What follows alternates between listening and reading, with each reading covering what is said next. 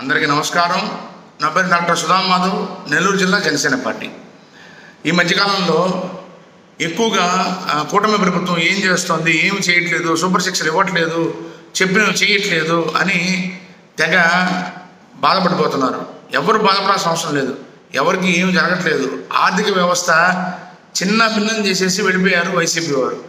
ఉండే దాంట్లో సర్దుతున్నారు, సర్ది ఇవ్వాల్సిన వాళ్ళకి ఇస్తున్నారు, మేనేజ్మెంట్ చేయాల్సిన దగ్గర చేస్తున్నారు, అవసరం ఉన్న దగ్గర రోడ్లు వేస్తున్నారు.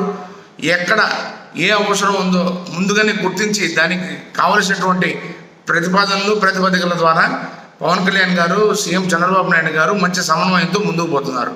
దీన్ని ఎవరు కూడా కాదనలేనటువంటి వ్యవహారం. పోతే కాపుల మీద లేనిపోని ప్రేమని చూపిస్తూ ఏదో వాళ్ళకి లోన్లు ఇస్తున్నాం అన్నట్టుగా పెట్టినట్టుంది తప్పితే కాపు కార్పొరేషన్ లోన్లు ఎక్కడా కూడా ఎవరికి సిఫారసు లేనిదే రావట్లేదు. ఒక ఎమ్మెల్యేనో, ఒక ఎంపీనో, లేకపోతే ఎమ్మెల్సీనో వారి సిఫారసు ఉంటే తప్పితే ఎలిజిబిలిటీ ఆధారంగా ఎవరికి కాపు లోన్లు ఇవ్వట్లేదు. దట్టు మొన్న కృష్ణా జిల్లాలో రిలీజ్ అయినటువంటి నోటిఫికేషన్లో మిగతా అన్ని కులాలకి 21 సంవత్సరాల నుంచి 60 సంవత్సరాల వరకు, కేవలం కాపు బలిజ ఒంటరి కులాలకు మాత్రం 21 సంవత్సరాల నుంచి 50 సంవత్సరాల వరకు మాత్రమే ఎలిజిబిలిటీ పెట్టారు. అంటే దీన్ని బట్టి ఒక నెగటివ్ ఇంపాక్ట్ అనేది ప్రజల్లోకి పోతుంది. దయచేసి ఇటువంటి ప్రయోగాలు మాత్రం కాపు బలిజ తెలగల మీద చేయవద్దు.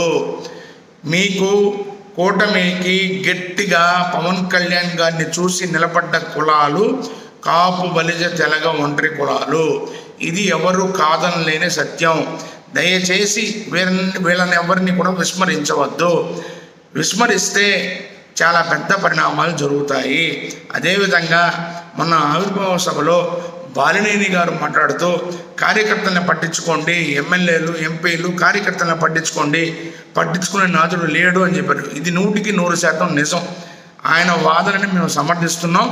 ఆయన నిజం చెప్పారు. కార్యకర్తల్ని పట్టించుకునే నాదుడే లేడు, పట్టించుకోవట్లేదు. ఏ పని మీద పోయినా, ఎటువంటి అవసరం నిమిత్తం పోయినా ఎవరు ఏ పని చేయట్లేదు. నువ్వు జనసేననా, నువ్వు తెలుగుదేశమా, నువ్వు బీజేపీనా అని మాట్లాడుతున్నారు తప్పితే ఏ పని ఎవరికి ఎక్కడా అవ్వట్లేదు. దీనిని ఖచ్చితంగా దృష్టిలో పెట్టుకొని ప్రతి ఒక్కళ్ళు కష్టపడ్డ ప్రతి కార్యకర్తకి, నాయకుడికి న్యాయం జరిగేలా ఖచ్చితమైన నిర్ణయాలు ఉంటాయని ఆశిస్తూ జై జనసేన, జై హింద్.